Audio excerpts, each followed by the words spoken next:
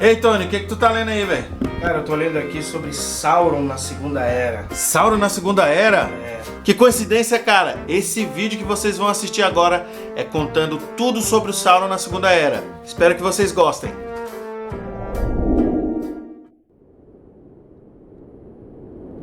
Sauron na Segunda Era. No final da Primeira Era, Sauron viu seu mestre Morgoth ser derrotado na Guerra da Ira no ano de 587, marcando o fim desta era. Éowyn, o general do exército dos Valar, falou a Mairon, nome verdadeiro de Sauron, que ele deveria ir para Valinor para ser julgado pelos poderes, se realmente tivesse se arrependido dos seus atos. Contudo, Sauron foge e se esconde na Terra-média. Durante 500 anos ele esperou e finalmente percebeu que os Valar tinham esquecido da Terra-média. Ele então decidiu continuar o trabalho de seu mestre Morgoth, e ele mesmo poderia então se tornar o Senhor do Escuro. Sauron começou a trabalhar no leste e no sul, entre os povos que foram influenciados por Morgoth tempos atrás. Fazendo essas alianças, ele consegue seguidores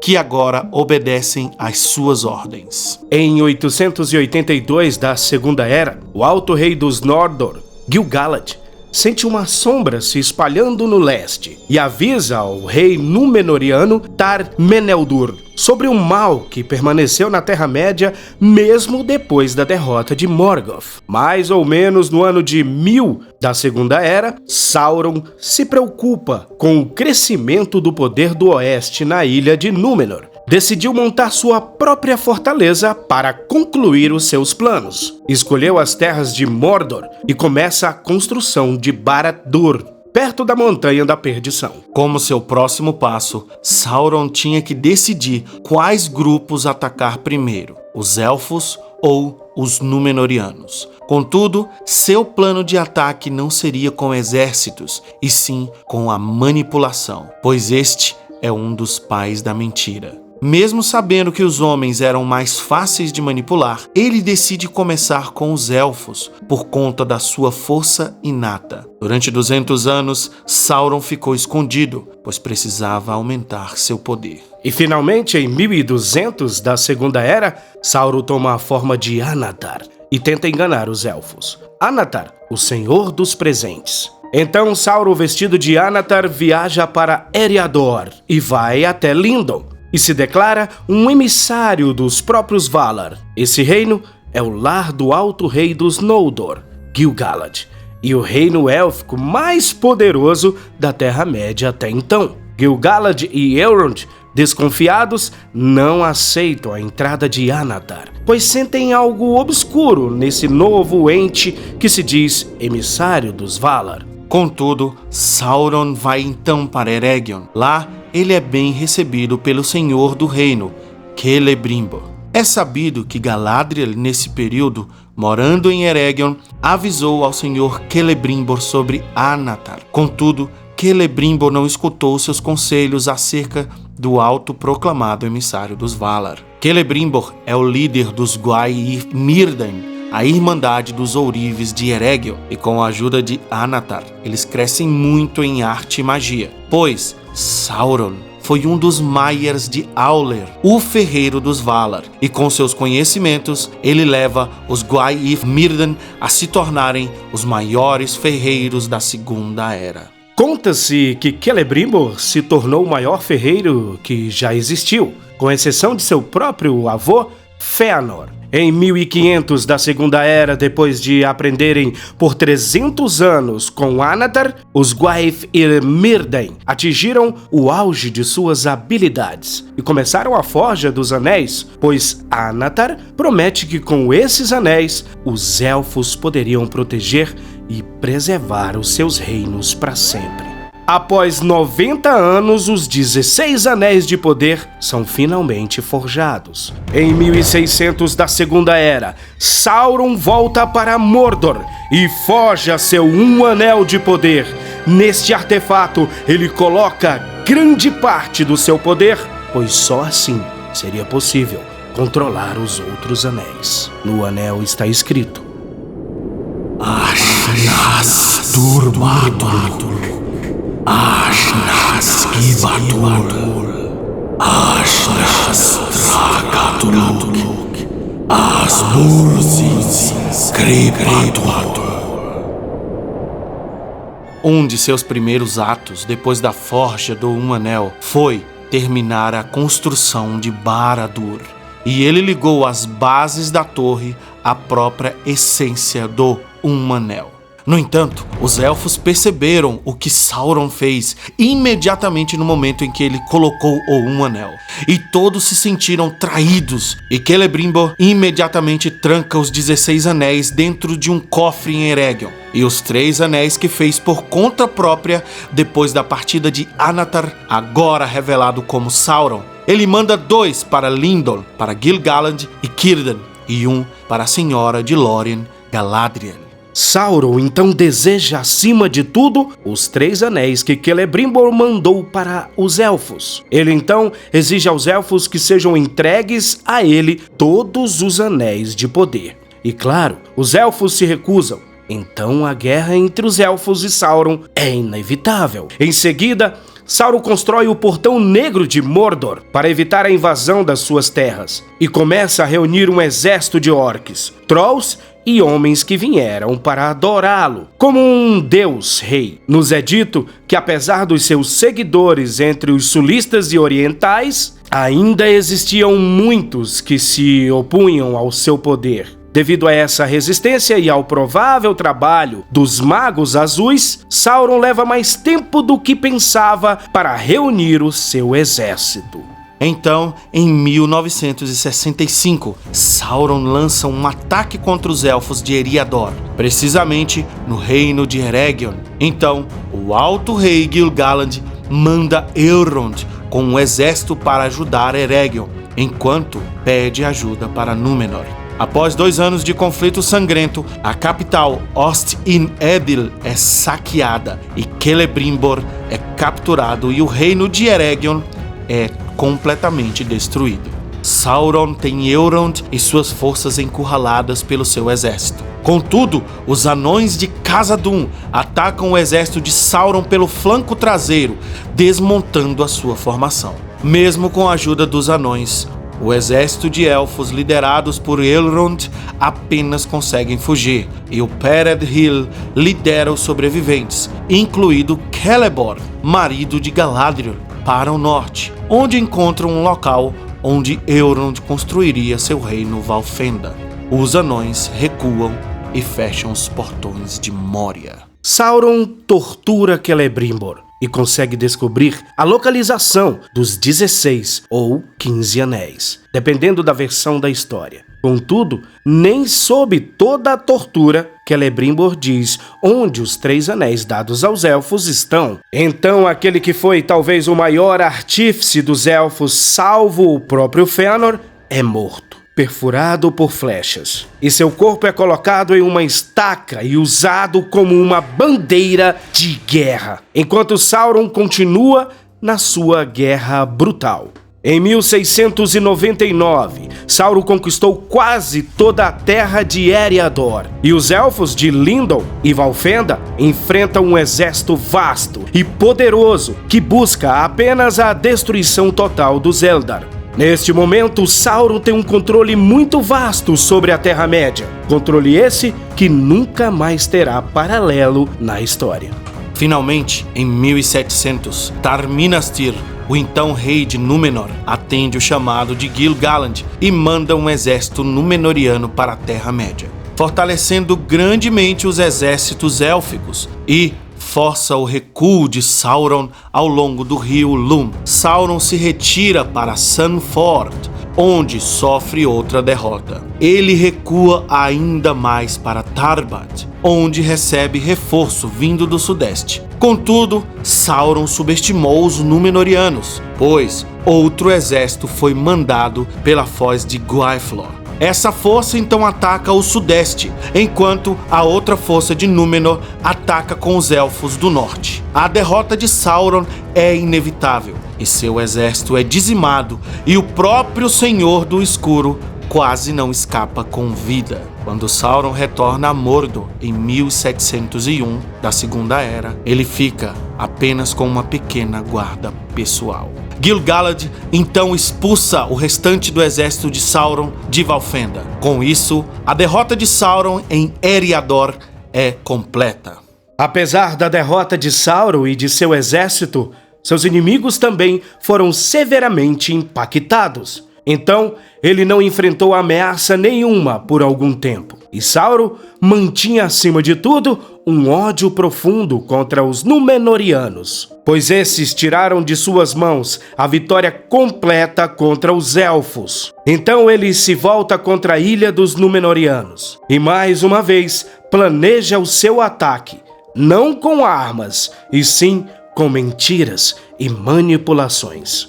Ainda possuindo os 16 Anéis de Poder, todos originalmente destinados aos Elfos, Sauron então decide ir em direção a outras raças da Terra-média, com a intenção de controlá-las. 7 anéis foram para os Lordes Anões, que depois se mostraram muito resistentes à dominação do Um Anel.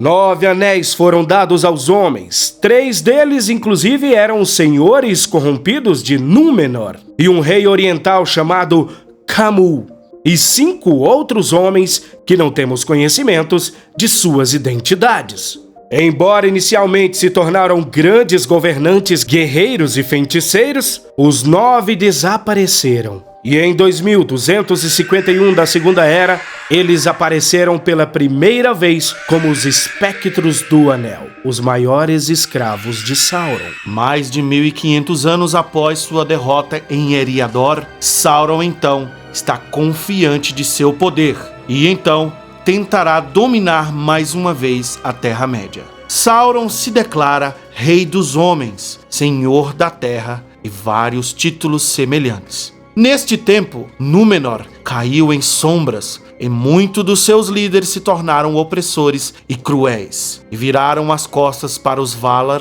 e os Eldar. Os títulos de Sauron ofendem um dos maiores e mais cruéis reis da história de Númenor, Ar-Pharazôn, o Dourado. Em 3262, Ar-Pharazôn desembarca uma grande frota no porto de Umbar, marchando para Mordor. Tão grande era o esplendor de Númenor que o exército de Sauron foge e o abandona. Sabendo que não poderia vencer o exército de Númenor com força militar, ele se apresenta mais uma vez com sua forma bela de Anatar e se ajoelha perante Ar-Pharazôn. Sauron é levado como prisioneiro para a ilha de Númenor. Contudo, o coração dos homens é facilmente dominado, e Sauron sabe disso. E como tinha feito com os Elfos de Eregion, ele pensa conseguir a mesma façanha de enganar o reino de Númenor. Então, rapidamente no mesmo ano, Sauron passa de prisioneiro para conselheiro do rei Ar-Pharazôn. Com manipulação, ele afasta ainda mais o rei dos Valar e o aproxima de seu mestre Morgoth. E dela o mundo foi feito, pois só a escuridão se deve adorar. E o Senhor de tal treva pode ainda criar outros mundos, como presentes para aqueles que o servem, de modo que o aumento de seu poder não há de achar fim. Pharazôn então diz: Quem é o Senhor da escuridão? Então, detrás de portas trancadas, Sauron falou ao rei e mentiu, dizendo: É aquele cujo nome não é agora pronunciado, pois os Valar vos enganaram acerca dele, colocando à frente o nome de Eru, um espectro inventado na insensatez de seus corações, buscando acorrentar os homens em servidão a eles mesmos, pois eles são o oráculo desse Eru, que fala apenas o que querem, mas aquele que é o mestre deles ainda há de prevalecer e libertar-vos-á desse espectro. E seu nome é Melkor, Senhor de tudo, provedor da liberdade, e há de vos fazer mais forte que eles. Conhecido como Zigur, o feiticeiro, o Senhor do Escuro convence Pharazôn a cortar Ninloth, a sagrada árvore branca, que pela profecia de Tar Palantir teria seu destino ligado com a liagem dos reis. Em seu lugar, eles constroem um templo para adoração a Melkor. Sauron vira então um sumo sacerdote deste culto, praticando atrocidades como sacrifício humano de escravos e Númenóreanos fiéis aos Valar. Finalmente, em 3310 da Segunda Era, Sauron convence Ar-Pharazôn, já envelhecido, de que a única maneira de ele evitar a morte, a perdição do homem, seria tomar a terra dos Valar à força. Ar-Pharazôn então constrói a maior força dos homens já reunida, e em 3319 da Segunda Era, Ar-Pharazôn navega para Valinor. Sauron fica em Númenor, no Templo de Melkor. Quando os Númenóreanos desembarcam em Valinor, Eru, em pessoa, intervém. Então Eru quebra o próprio mundo. Ar-Pharazôn e seu exército são enterrados sobre a terra e Númenor é mergulhada no mar. Sauron é pego na destruição da ilha e seu corpo físico é destruído. E conta-se que nunca mais ele conseguirá assumir uma forma bela outra vez. Mas seu espírito ainda vive e ele foge para a Terra-média.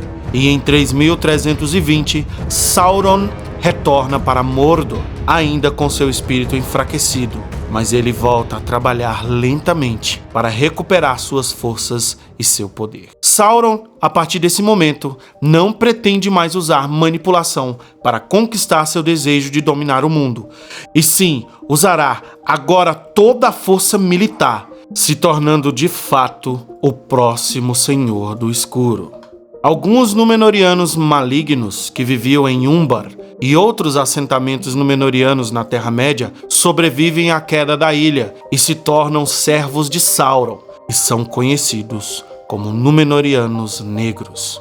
Contudo, entre os sobreviventes também tiveram os fiéis e formaram os reinos de Arnor e Gondor.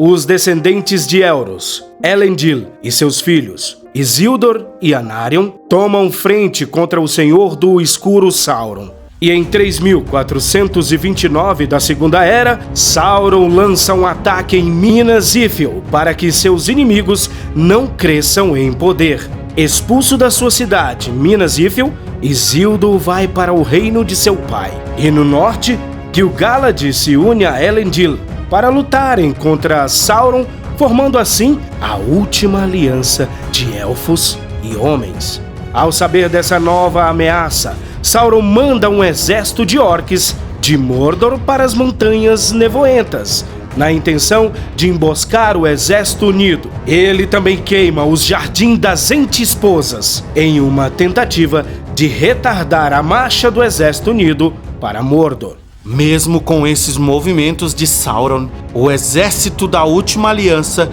chegam aos portões de sua fortaleza no ano de 3434 da Segunda Era. O Exército Unido é vitorioso na Batalha de Dagorlad, planície de batalha. Dessa batalha surgiu os Pântanos Mortos. Pelos próximos 7 anos, a Torre de Sauron, Barad-dûr, fica em cerco pelo Exército Unido e, finalmente, em 3441, Sauron em pessoa surge para enfrentar seus inimigos em combate. Elendil e Gil-galad, os poderosos reis dos homens e elfos, enfrentam o Senhor do Escuro nas costas de Orodruin. Elendil e Gil-galad conseguiram derrotar Sauron, porém perderam suas vidas nesse feito. Ao chegar perto do corpo de Sauron, Isildur, filho de Elendil, corta o anel da mão de Sauron e reivindica sua posse para compensar a morte de seu pai e irmão. Contudo, o espírito de Sauron sobrevive e mais uma vez foge. Dessa vez vai para o leste. E levaria mais de 1000 anos para o Senhor do Escuro voltar para as terras ocidentais da Terra-média. Como colocou muito do seu poder no anel, a reconstrução de seu corpo demoraria mais de 1000 anos, muito mais do que antes. Está no ar, Heróis e